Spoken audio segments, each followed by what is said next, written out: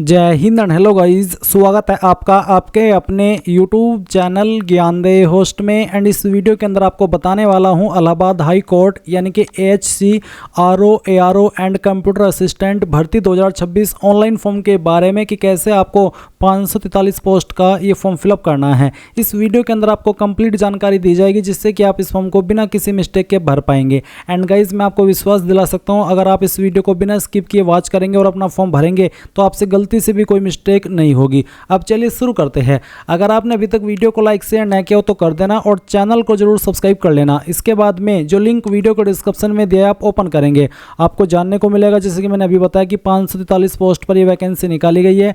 RO ARO यानी कि assistant review officer and review officer और साथ ही कंप्यूटर असिस्टेंट की पोस्ट पर इस भर्ती का फॉर्म आप लोग 1 जून से लेकर के 21 जून 2026 तक भर पाएंगे। एंड गाइज यहाँ पर आप देख सकते हैं कि इसमें अगर कोई गलती हो जाती है फॉर्म भरने में तो आप लोग अपना फॉर्म करेक्शन भी कर सकते हैं, जो कि आप लोग 24 जून से लेकर के 25 जून 2026 तक कर पाएंगे। बाकी जो जरूरी डेट है आपकी एग्जाम की रिजल्ट की वो अभी यहाँ पर अनाउंस नहीं की गई है, वो आपको टाइम टू टाइम अनाउंस कर दी जाएगी। अब आप यहाँ पर जानेंगे कि रिव्यू ऑफिसर के लिए 138 वैकेंसी है, असिस्टेंट रिव्यू ऑफिसर के लिए 380 और कंप्यूटर असिस्टेंट के लिए 25। फीस की अगर बात करें तो जनरल OBC के लिए 1200 है, SC ST EWS UP जो यूपी के SC ST और EWS इनके लिए 1000 रुपये है।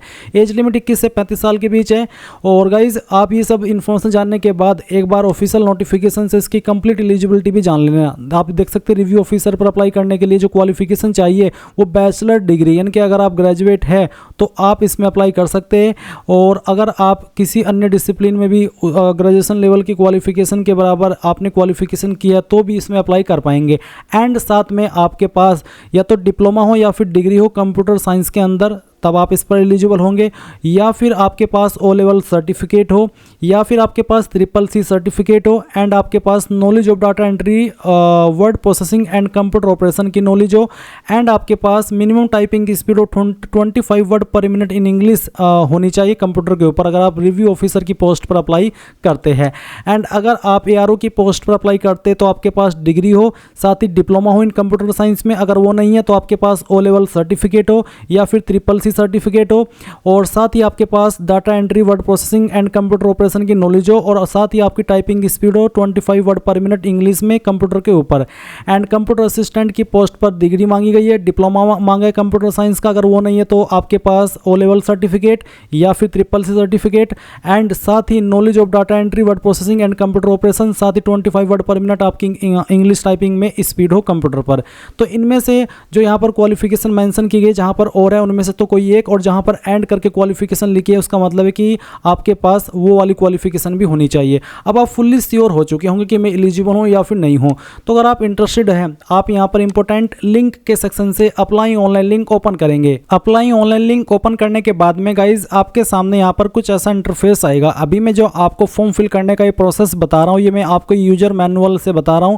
यूजर मैनुअल ये रहता है कि जब आपका नोटिफिकेशन जारी होता है तो आपको NTA अपनी तरफ से एक स्क्रीनशॉट के साथ में डिटेल्स देता है कि कहां पर आपको क्या जानकारी भरनी है। अभी लिंक काम नहीं कर रहा है, मे बी जब आप इस वीडियो को वॉच कर रहे हो उस वक्त लिंक काम करने लग जाए, इसलिए यहां से आपको जानकारी समझ लेनी है। तो जब आप अप्लाई ऑनलाइन लिंक ओपन कर लेंगे ये वाला इंटरफेस आपके सामने आएगा, आप यहां पर सिंपली न्यू रजिस्ट्रेशन इसके ऊपर क्लिक करेंगे। देन गाइज इस तरह से इंस्ट्रक्शंस आएंगे, आप यहां पर सभी इन्फॉर्मेशन चेक करते हुए नीचे की तरफ आएंगे और आपको इस डिक्लेरेशन के ऊपर टिक करना है और क्लिक है टू प्रोसीड इसके ऊपर क्लिक कर देना है।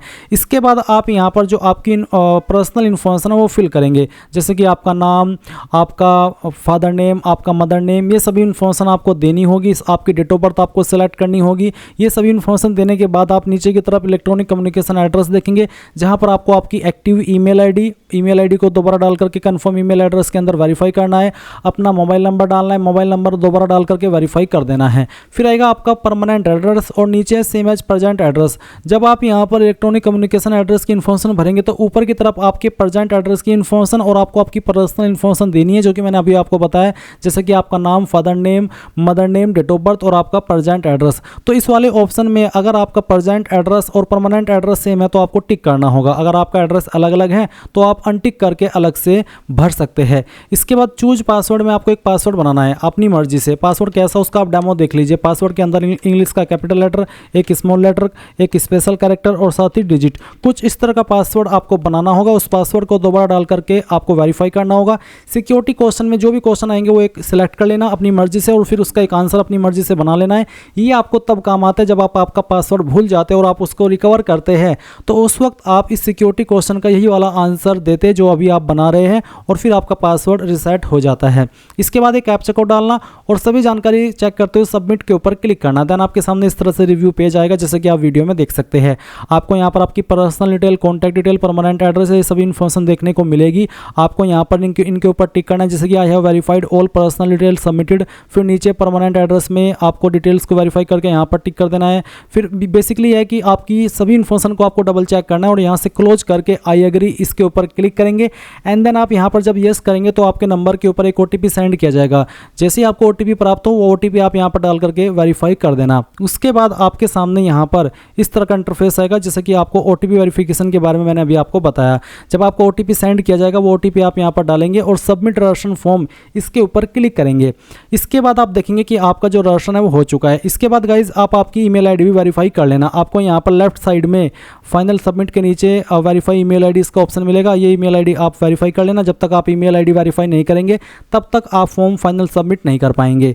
इसके बाद आपको पर्सनल डिटेल फिल करनी है तो आप पर्सनल डिटेल इसके ऊपर क्लिक करना। इसके ऊपर क्लिक करने के बाद आप यहाँ पर फिलअप एप्लीकेशन फॉर्म, उसके बाद आपके सामने इस तरह का इंटरफेस आएगा। यहाँ पर आप नेशनलिटी में इंडियन सेलेक्ट कर लेंगे। फिर are you originally resident domicile of state of UP. Basically ये पूछा है कि क्या आप उत्तर प्रदेश के परमानेंट निवासी हैं। अगर हाँ तो आप यहाँ पर यस करेंगे, नहीं तो आप नो करेंगे। यस करने पर गाइज आप आपकी जो उत्तर प्रदेश की कास्ट कैटेगरी है वो सेलेक्ट कर सकेंगे जैसे कि एससी, एसटी, जनरल, ओबीसी जो भी है। कंफर्म कैटेगरी के अंदर आपको अपनी कैटेगरी को दोबारा सेलेक्ट करके वेरीफाई करना होगा। फिर आर यू फिजिकली हैंडीकैप, क्या आप विकलांग हैं। अगर हाँ तो यस, नहीं तो आप नो करेंगे। अगर आप यूपी के हैं, अगर आप यूपी के विकलांग नहीं है तो आप इसमें नो कर देना। फिर उसके बाद आपसे सेम वे में पूछा कि क्या आप यूपी के स्पोर्ट्स पर्सन है। अगर है तो यस, नहीं तो नो करेंगे। क्या आप यूपी के एक्स सर्विसमैन है। अगर हाँ तो यस, नहीं तो आपको नो करना है। क्या आप एक डिपेंडेंट ऑफ फ्रीडम फाइटर है। अगर हाँ तो यस, नहीं तो यहाँ पर भी आपको नो करना होगा। फिर पूछा मैरिटल स्टेटस, मैरिड, सिंगल, जो भी है आपका स्टेटस वो आप इसके ऊपर क्लिक करके सेलेक्ट कर लेना। फिर पूछा है कि have you ever been dismissed by the government, union government और बाय ए स्टेट गवर्नमेंट और बाय ए लोकल अथॉरिटी, यानी कि क्या आपको सेंट्रल गवर्नमेंट या स्टेट गवर्नमेंट के द्वारा डिसमिस किया गया हो जॉब में रहते हुए। अगर आप फ्रेशर है सिंपली तो आप इसमें नो कर देना। फिर एक कैप्चा कोड डालना और सेव एंड नेक्स्ट के ऊपर क्लिक करना। उसके बाद आएगी आधार डिटेल। यहाँ पर गाइज आपकी इन्फॉर्मेशन दी गई है, आप इस ऑप्शन के ऊपर टिक करेंगे और इस ऑप्शन के ऊपर टिक करके जैसे कैप्चा कोड डालेंगे तो सबमिट कर देना। अगर आप आधार में कोई इशू फेस कर रहे हैं तो आपको यहाँ पर क्लिक हियर के ऊपर क्लिक करना है और आप जैसे कि पैन कार्ड, वोटर आईडी, अन्य आईडी से भी इसमें आगे बढ़ सकते हैं। बट अगर आप आधार के थ्रू ही बढ़ रहे हैं तो आप एक कैप्चा कोड डालेंगे और उसके बाद में आपका आधार ऑथेंटिकेशन कर देंगे। फिर आएगा अप्लाई फॉर, तो यहाँ पर आपकी तीनों पोस्ट है। अगर आप तीनों पोस्ट पर अप्लाई करना चाहे तो आप उसको सिलेक्ट कर सकते हैं। अगर आपको किसी एक पर अप्लाई करना है, किसी दो पर, तो वो भी आप यहाँ पर अपनी चॉइस के अकॉर्डिंग सिलेक्ट कर सकते हैं। फिर पूछा कि क्या आपके पास बी सर्टिफिकेट है नेशनल कैडेट कॉर्प्स का, एनसीसी बी सर्टिफिकेट। अगर हाँ तो यस, नहीं तो आप नो करेंगे। Level of computer education, computer education का लेवल क्या है। आपके पास ट्रिपल सर्टिफिकेट है या फिर डिप्लोमा है, जो भी है वो आप यहाँ पर सिलेक्ट कर लेना। फिर क्या आपकी 25 वर्ड पर मिनट इंग्लिश है, टाइपिंग है इंग्लिश में कंप्यूटर के ऊपर। अगर हाँ तो यस, नहीं तो नो करेंगे। नो करेंगे तो आप एलिजिबल नहीं हो पाएंगे।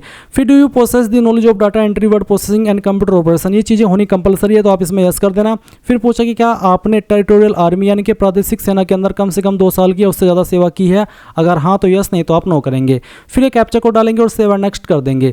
इसके बाद यहाँ पर आएगी क्वालिफिकेशन की जानकारी। यहाँ पर आ जाने के बाद में आपको सबसे पहले पास स्टेटस में 10th के सेक्शन में पास सेलेक्ट कर लेना है और उसके बाद में ईयर ऑफ पासिंग यानी कि किस साल के अंदर पास की थी।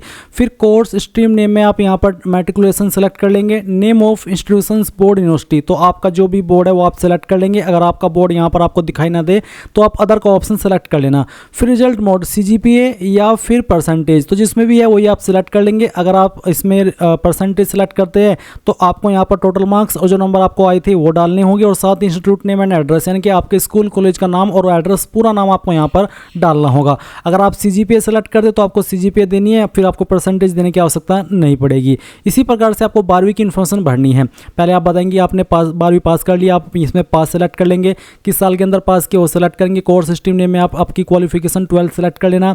उसके बाद में कौन से बोर्ड के द्वारा किए उस बोर्ड को सेलेक्ट करना होगा। रिजल्ट मोड क्या था, परसेंटेज या CGPA, अगर परसेंटेज तो टोटल मार्क्स, और जो नंबर आपको आए थे वो, उसके विकल्प ऑटोमेटिकली आपको यहाँ पर देखने को मिल जाएंगे। एंड आपके 12वीं का जो स्कूल कॉलेज है उसका नाम और एड्रेस यहाँ पर इस सेक्शन में आपको डाल देना है। फिर आएगी आपकी ग्रेजुएशन डिटेल। तो सबसे पहले आपको इसका स्टेटस सेलेक्ट करना होगा जो कि पास रहेगा। ईयर ऑफ पासिंग आप सेलेक्ट कर लेंगे। कोर्स स्ट्रीम नेम आप यहाँ पर सेलेक्ट करेंगे। अगर आपका कोर्स स्ट्रीम नेम यहाँ पर नहीं आ रहा है तो आप अदर के ऊपर क्लिक करके खुद से अपने कोर्स स्ट्रीम का नाम डाल सकते हैं। इसके बाद आपको इंस्टीट्यूट का नाम देना है, अपनी यूनिवर्सिटी का नाम देना है। अगर आपकी इंस्टीट्यूट या यूनिवर्सिटी यहाँ पर है लिस्ट में तो सेलेक्ट कर ले, न हो तो अदर के ऊपर क्लिक करके खुद से अपनी इंस्टीट्यूट या यूनिवर्सिटी का नाम डाल दीजिएगा। रिजल्ट मोड क्या था वो आप बताएंगे। और इसी प्रकार से अगर आप यहाँ पर इसमें मार्क्स सेलेक्ट करते हैं, परसेंटेज सेलेक्ट करते हैं तो आपको टोटल मार्क्स डालने होंगे सभी ईयर के, और फिर जो नंबर आपको आए थे वो डालने होंगे। और उसके बाद आप आपके इंस्टीट्यूट का नाम एंड एड्रेस यहाँ पर फिल कर देंगे। उसके बाद आती है पोस्ट ग्रेजुएट क्वालिफिकेशन। तो अगर आपने की है आप इसकी जानकारी भरेंगे, नहीं तो आप यहाँ पर सिलेक्ट के ऊपर क्लिक करके इसको नोट एप्लीकेबल का अगर ऑप्शन है उसको सिलेक्ट कर लेना। उसके बाद आएगी एनी अदर क्वालिफिकेशन। तो आप सिलेक्ट के ऊपर क्लिक करेंगे और इसमें देखेंगे कि क्या क्या क्वालिफिकेशन के विकल्प आ रहे हैं। अगर वो क्वालिफिकेशन आपके पास है तो आप यहाँ पर उस क्वालिफिकेशन को दे देंगे, नहीं तो आप इसमें नोट एप्लीकेबल को सिलेक्ट कर लेंगे। जरूरी रूप में आपसे जो क्वालिफिकेशन मांगी वो मैं आपको ऑलरेडी बता चुका हूँ। आपको अगर नहीं पता तो आप नोटिफिकेशन से देख लीजिए। आपसे डिग्री मांगी है, साथ ही गाइज आपसे डिप्लोमा या फिर डिग्री मांगी कंप्यूटर साइंस के अंदर। अगर वो नहीं है तो आपके पास O लेवल सर्टिफिकेट हो, वो भी नहीं है तो CCC सर्टिफिकेट हो, एंड आपके पास knowledge of data entry operator and आपकी टाइपिंग स्पीड। तो क्वालिफिकेशन में आपको बैचलर डिग्री की इन्फॉर्मेशन देनी है, और साथ ही आपको डिप्लोमा डिग्री जो कि कंप्यूटर साइंस में वो हो, या फिर आपका O लेवल या CCC सर्टिफिकेट। तो यहाँ पर उसी का विकल्प आपको देखने को मिल सकता है। इसके बाद आप ये कैप्चा कोड डालेंगे और सेव नेक्स्ट कर देंगे। फिर गाइज यहाँ पर अदर डिटेल में कुछ सवाल पूछे, जैसे कि क्या आप एक एम्प्लॉय है सेंट्रल या स्टेट गवर्नमेंट के, अगर हाँ तो यस, नहीं तो आप नो करेंगे।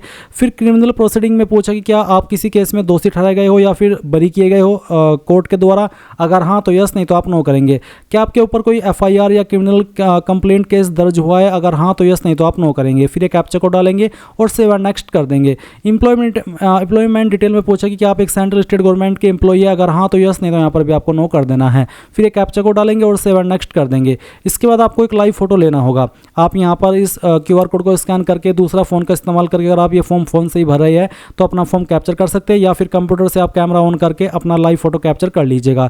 जैसे ही फोटो कैप्चर हो जाए इस तरह से वो आएगा, आप यहाँ पर सेव नेक्स्ट के ऊपर क्लिक कर देना। अगर लगे कि यार गलत अच्छा सा नहीं आया है तो आप एडिट के ऊपर क्लिक करके दोबारा भी इसको कैप्चर कर सकते हैं।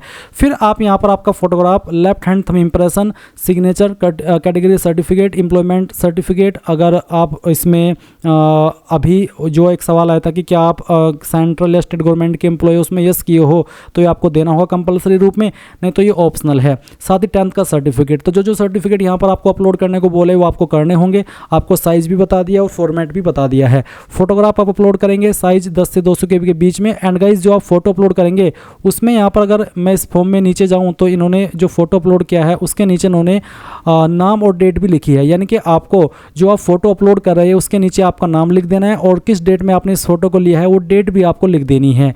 और वो डेट ज़्यादा पुरानी नहीं होनी चाहिए। अगर आपका फोटो कोई पुराना भी है तो बट डेट उस पर आपको फिर भी नई वाली ही लिखनी होगी जिस डेट में आप फॉर्म को भर रहे हैं। तो आपको वो वाला फोटो यहाँ पर अपलोड कर देना है। फिर बाएं अंगूठे का निशान अपलोड करना है, अपना सिग्नेचर अपलोड करना है, कैटेगरी सर्टिफिकेट। अगर आप SC ST OBC इसका फॉर्मेट PDF का रखा है। अगर आपका इमेज में है तो गूगल के अंदर आना, सर्च करना इमेज टू PDF, पहले वाली वेबसाइट आएगी, इसको ओपन कर लेना। सिलेक्ट JPG इमेज के ऊपर क्लिक करके अपना जो कैटेगरी सर्टिफिकेट है वो सिलेक्ट करना और एक सिंगल क्लिक के अंदर ये PDF में बन जाएगा और फिर आप उसको यहाँ पर अपलोड कर देंगे। एंड 10th का जो सर्टिफिकेट है वो भी आपको PDF के फॉर्मेट में ही अपलोड करना होगा। फिर जैसे आप सेव एंड नेक्स्ट करेंगे आपके सामने आपके फॉर्म का फाइनल प्रीव्यू पेज आ जाएगा। जो भी जानकारी आपने भरी है शुरू से लेकर अभी तक वो सभी आपके सामने है। तो सभी जानकारी इस प्रकार से आप यहाँ पर चेक कर लेंगे।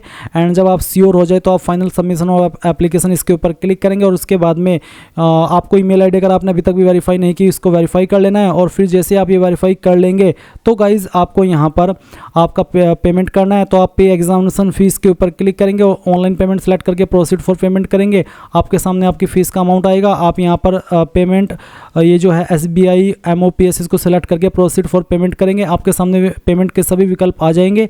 आप इनमें से जिस माध्यम का इस्तेमाल करके फीस जमा करना चाहे कर सकते हैं। जैसे आपकी फीस जमा हो जाएगी तो आप यहाँ पर डाउनलोड कन्फर्मेशन पेज के ऊपर क्लिक करके अपने फॉर्म का फाइनल प्रिंट आउट ले पाएंगे।